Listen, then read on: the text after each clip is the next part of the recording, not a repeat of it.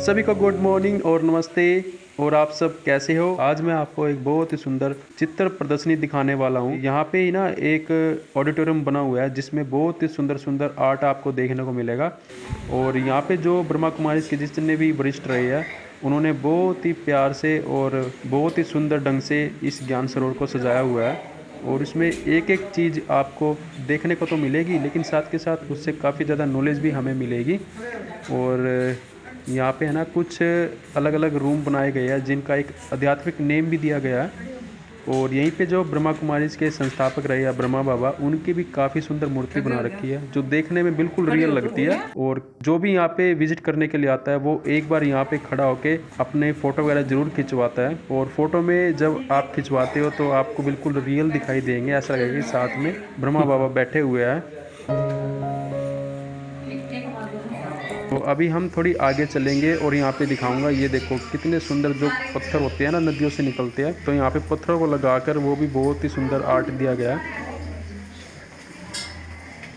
और यहाँ पे कुछ पेंटिंग्स वगैरह भी लगी हुई है और इसमें सारा आध्यात्मिक के बारे में बताया गया है। जैसे सतयुग कैसा होता है, स्वर्ग कैसा होता है, उसी के बारे में दिखाया गया है। जैसे कलयुग है, कलयुग में तो आप सबको पता है कि कितना अत्याचार होता है, महामारी और बीमारी आदि फैली होती है। तो उसके ऊपर भी एक बहुत ही सुंदर पेंटिंग भी बनाई गई है यहाँ पे। और यहाँ पर एक से बढ़कर एक सुंदर सुंदर मूर्ति भी देखने को मिलेगी। काफ़ी सुंदर श्री कृष्ण और राधा की मूर्ति बनाई गई है। मैं तो इनको देख के ही बहुत ही हैरान हो गया, भाई इतना सुंदर आर्ट कैसे कोई दे सकता है। और सभी ऐसी ऐसी सुंदर मूर्तियों के पास खड़े होकर बहुत ही सुंदर अनुभव करते हैं। और ये देखो यहाँ पे कुछ बड़े बड़े पोट भी रखे गए हैं।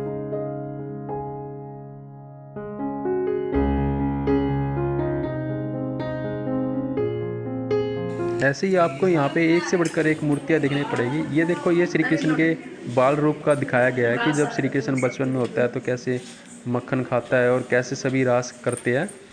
और ये सभी सतयुग की सीनरी आपको यहाँ पे देखने को मिलेगी।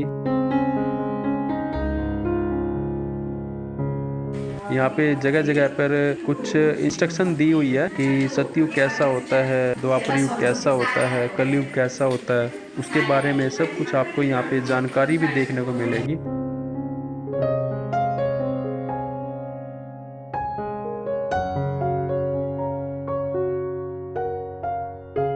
तो ये चीज़ मुझे बहुत ही आकर्षित लगी है कि हर चीज़ का डिटेल में यहाँ पे बताया गया है बिल्कुल।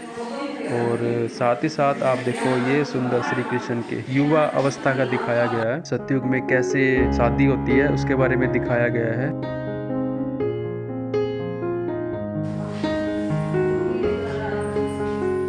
श्री कृष्ण होते हैं वो संपूर्णता का स्वरूप माने जाते हैं। वैसे तो हम मंदिरों में जाते हैं, पूजा करते हैं, लेकिन हमने कभी ये नहीं सोचा है कि जो मूर्तियों की हम पूजा करते हैं उनको बनाने वाला ऐसा कौन है। ऐसा कौन है जिन्होंने इतने सुंदर देव स्वरूप का निर्माण किया है। जब भी हम कभी मंदिरों में जाते हैं, मूर्ति के सामने खड़े होते हैं, तो मूर्तियाँ हमें बहुत ही ज़्यादा आकर्षित करती है। तो ज़रूर कुछ ना कुछ तो उसमें है जो हमें आकर्षित कर रही है, क्योंकि देवताएं सर्वगुण संपन्न होते हैं ना।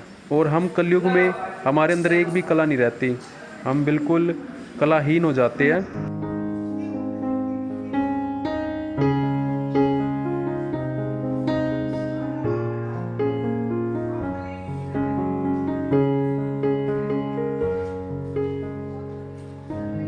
इसी के साथ ही आपको एक सुंदर सी यहाँ लक्ष्मी नारायण का भी प्रदर्शनी देखने को मिलेगी। काफ़ी सुंदर मूर्ति बना रखी है, ये देखो बिल्कुल है ना आकर्षित करने वाली। और रियल में देखोगे तो बिल्कुल ही आप आकर्षित हो जाओगे, ऐसी मूर्ति बना रखी है।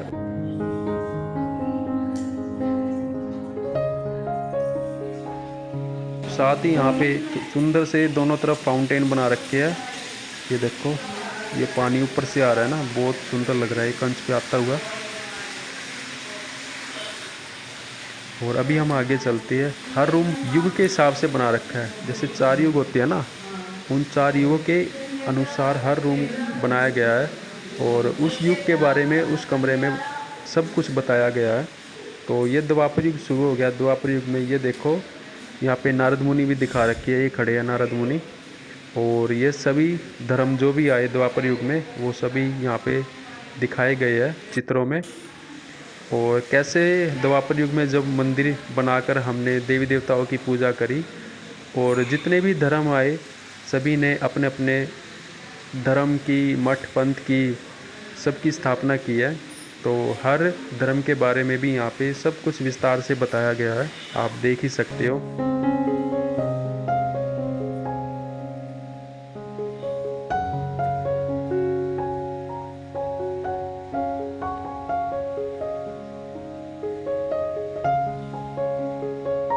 त्रिमूर्ति शिव की ये देखो रचना दिखा रखी है, तीनों ब्रह्मा विष्णु और महेश।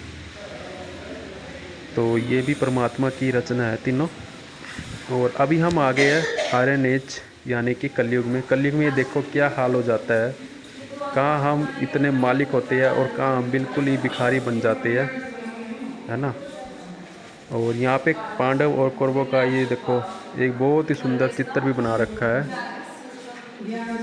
और ये सारा कलयुग के बारे में यहाँ दिखाया गया है। और एक मुझे सबसे विचित्र चीज़ ये लगे कि जैसे जैसे आप कमरे में घुसते हो ना, उसी अनुसार वो कमरा डिज़ाइन किया गया है। तो ये यहाँ पे कुछ लगा हुआ है, क्रिया प्रतिक्रिया, ये जैसा कर्म हम करते हैं वैसे ही लौट कर हमारे पास आता है। तो इसी के बारे में यहाँ सारा बताया गया है। ऐसी ही सुंदर सुंदर चित्रकारी देखते हुए अभी हम आगे चलते हैं।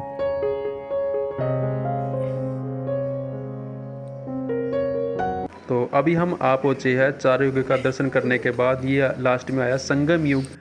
संगम युग कौन सा युग होता है? ये वो युग होता है जब स्वयं भगवान आकर अपना सत्य ज्ञान देते हैं। क्योंकि हमने आज तक वेद शास्त्र, गीता, पुराण ये सब कुछ पढ़े होंगे, लेकिन उसमें सच्चाई तो है, लेकिन पूरी सच्चाई हमें भी नहीं मालूम होती। लेकिन वही कहते हैं अपनी सच्चाई भी परमात्मा को ही आकर देनी पड़ती है, खुद परमात्मा को ही बताना पड़ता है कि सत्य क्या है, सत्य क्या है।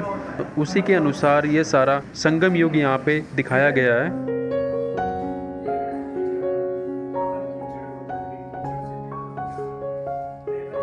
और काफ़ी सुंदर इसमें भी प्रदर्शनी की गई है और हर मूर्तियों के बारे में भी यहाँ पे सारा विस्तार से बताया गया है। दूसरों को भी ज्ञान अर्जित करें, चक्र स्वदर्शन चक्र, आत्मा का दर्शन करें, न कि परदर्शन। अभी 2 दिन पहले की मुरली था। ये देखिए यहाँ पे ये राजयोग के बारे में बताया गया है कि जब हम राजयोगी बनते हैं तो राजयोग में क्या क्या चीज़ें आती है, उसी के बारे में यहाँ विस्तार से सारा बताया गया है। और कुछ पेंटिंग्स वगैरह भी, चित्र वगैरह यहाँ लगाया गया दीवार पे। शरीर तो है, लेकिन शरीर को चलाने वाला कौन है? शरीर को चलाने वाली तो आत्मा ही है ना। तो आत्मा के बारे में यहाँ पे सारा दिखाया गया है कि हम आत्मिक स्वरूप में रह के कैसे हर कर्म कर सकते हैं, उसके बारे में सारा बहुत ही सुंदर तरीके से बताया गया है। तो ये थी आज की सारी प्रदर्शनी। तो आप सभी को बहुत ही सुंदर लगी होगी। सभी को प्रेम भरी ओम शांति।